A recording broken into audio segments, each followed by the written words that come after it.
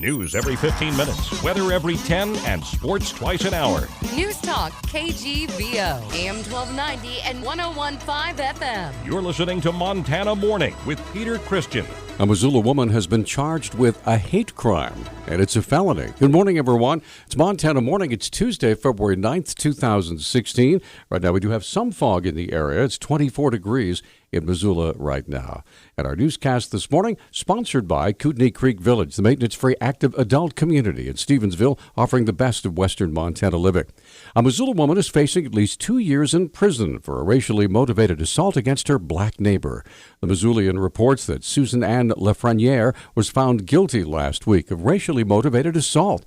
Although assault is a misdemeanor charge, an enhancement because it was based on race carries a felony-level punishment.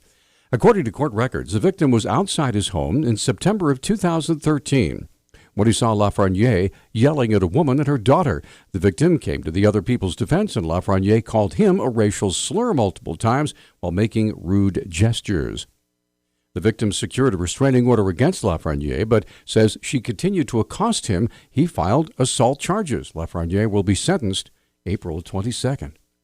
A man attending the Salish and Kootenai College, 34-year-old Melvin Lucii, was charged in Missoula Justice Court yesterday with felony sexual assault and sexual intercourse without consent for allegedly having sexual contact with two sisters under the age of 16. Deputy County Attorney Celine Kepke explained to Acting Justice of the Peace Travis Dye why she was asking for Lucii to be held on $50,000 bond. The defendant has a significant criminal history out of the state of Washington, which includes a burglary and felony vehicular assault. He also has a number of what appear to be probation violations on his record. Given his out-of-state ties and the minimum sentence for the charges he's facing, Your Honor, the state believes he's a flight risk.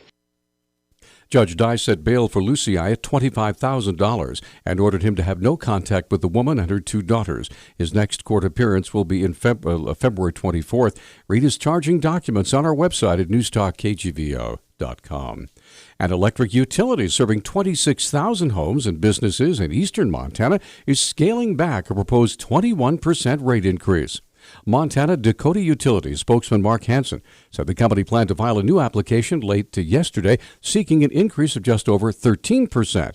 It would be phased in over 2 years and cost residential customers an average of about $6.50 per month.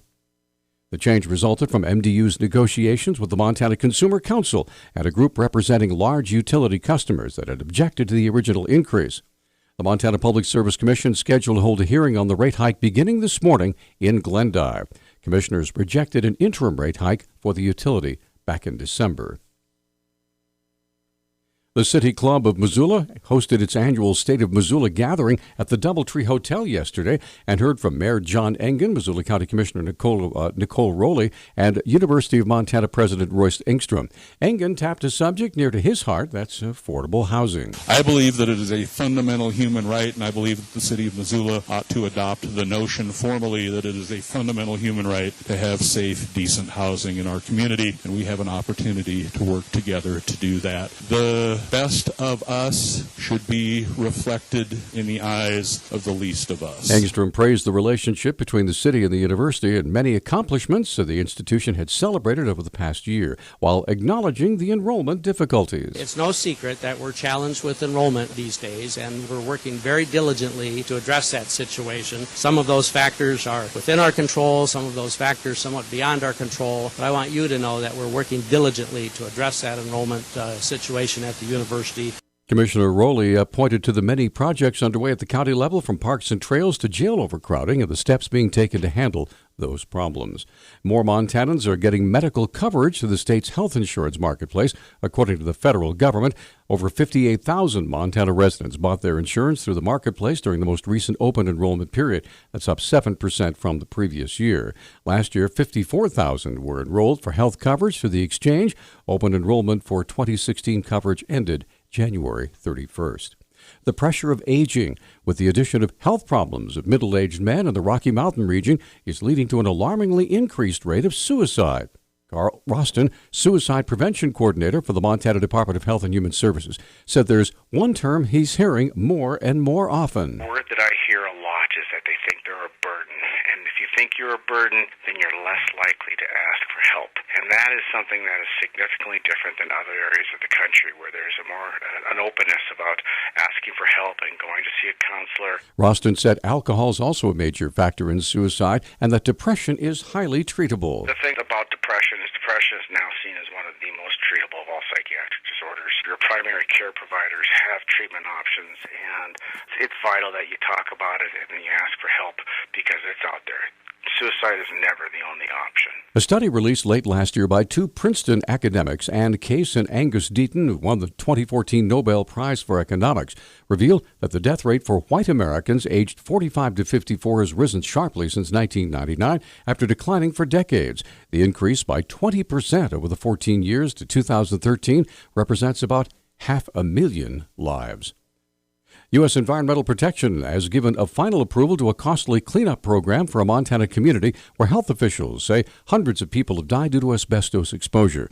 The announcement yesterday came more than 15 years after cleanup work began in Libby, the mining town near the Montana-Idaho border. An EPA risk assessment last year found the cleanup of almost 2,300 properties in Libby and nearby Troy had significantly reduced asbestos exposure risk. Concerns are rising in Montana over a legislative debate in Washington state.